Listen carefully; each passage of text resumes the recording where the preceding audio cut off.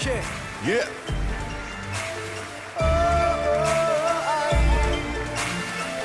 Écoute. Ouais, écoute.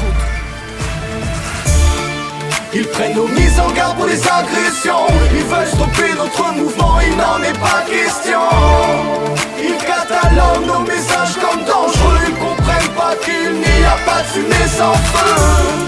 Ils prennent nos mises en garde pour les agressions. Ils veulent stopper notre mouvement, mais c'est hors de question. Ils cataloguent nos messages comme dangereux. Ils comprennent pas qu'il n'y a pas de fumée sans feu. Le pop dénonce toutes sortes de souffrances. Bien sûr que ça fait l'audience, c'est tellement vrai. Les mots ne se pèsent pas quand ils sont dits avec le cœur. La liberté d'expression prend une grande ampleur, transforme nos propos, désire qu'on change de mots. Porte plainte pour manipuler vos cerveaux. Vous qui connaissez rien à notre univers, maintenant vous nous regardez méfiants.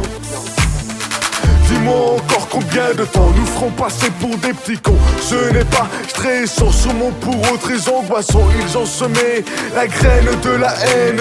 L'égalité est morte à coups de pelle. On veut tous se faire la belle. Que la politique crame ses ailes. Que la politique crame ses ailes. Mais on passe le message quand même. C'est la rage et le cœur qui nous emmènent.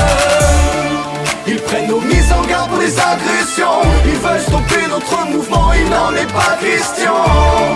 Ils cataloguent nos messages comme dangereux. Ils comprennent pas qu'il n'y a pas de fumée sans feu. Ils prennent nos mises en garde pour les agressions. Ils veulent stopper notre mouvement, mais c'est hors de question.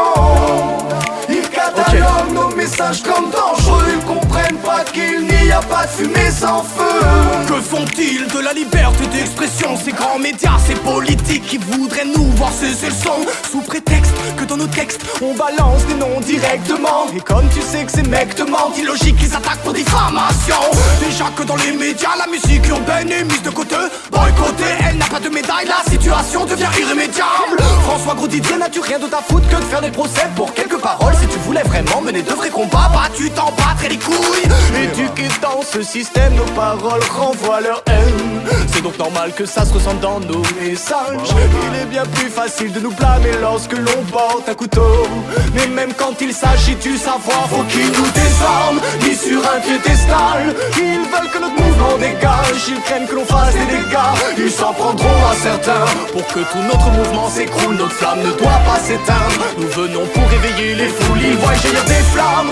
Donc ils prennent nos mises en garde pour les agressions. Ils veulent stopper notre mouvement, mais c'est hors de question.